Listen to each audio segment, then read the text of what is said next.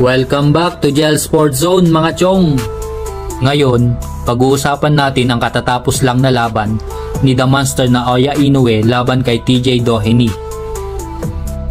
Alamin din natin ang posibilidad na labang Inoue versus Casimiro at ang inaabangang sagupaan ni Canelo Alvarez at Edgar Berlanga. Kaya umpisan na natin mga chong!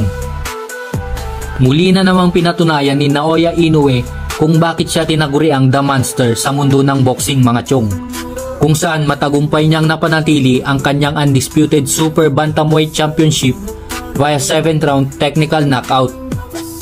Sa laban niya kontra kay Doheny, ipinakita ni Inoue ang kanyang walang kapantay na lakas at kakayahan.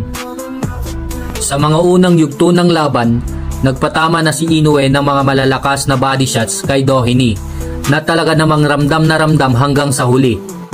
Sa dulo ng ika-6 na round, nakatanggap si Doheny ng isang matinding body shot mula kay Inoue at pakiramdam niya ay parang nawalan ng buhay ang kanyang mga binti dahil halos hindi niya raw ito maigalaw.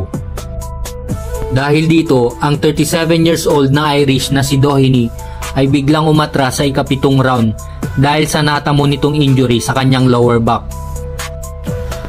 Matapos ang 7 rounds, tinapos ni Inoue ang laban na may record ngayon na 28 wins at 25 wins by way of knockout. Si Doheny naman ay nagtamo ng kanyang ika-5 pagkatalo at may record na ngayon na 26 wins at 5 losses. Sa huli, napatunayan ni Inoue na siya pa rin ang hari ng Super Bantamweight Division. At ngayon mga chong, ang tanong na maraming boxing fans, matutuloy na kaya ang naudlot na laban ni Inoue laban kay Janrel Cuadro alas Casimiro? Kung mananalo si Casimiro sa nalalapit niyang laban kay Saul Sanchez, baka ito na ang pagkakataon para matuloy ang matagal nang inaabangan ng mga fans na bakbakan sa pagitan ng dalawang halimaw sa boxing ring.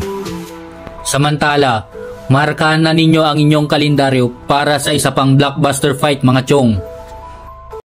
Sa darating na September 14, sasalubungin ng Mexican legend na si Saul Canelo Alvarez ang rising Puerto Rican star na si Edgar Berlanga para sa isang world title fight. Lalabanan ni Berlanga si Canelo para sa super middleweight world titles sa T-Mobile Arena sa Las Vegas. At may pabonus pa yan dahil may co-main event pala ang laban ni Canelo at Berlanga. Dito lalabang muli si Danny Garcia kontra kay Erislandy Lara. Ito ay magiging isang napakalaking laban, kaya abangan natin to mga chong.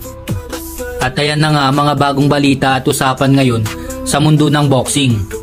Ano sa tingin nyo ang mangyayari sa posibleng laban ni Inoue at Casimiro? At sino kaya ang mananaig sa sagupaan ni Canelo at Berlanga? Comment your opinion down below at pag-usapan natin yan mga chong. Pakipindot na lang ng like, follow, subscribe button kung nagustuhan mo ang video natin para updated ka lagi sa mga bagong balita sa sports. Muli, maraming salamat sa inyong pagtutok mga chong at kita-kits ulit tayo sa susunod na episode. Dito lang yan sa Gel Sports Zone. Bye-bye!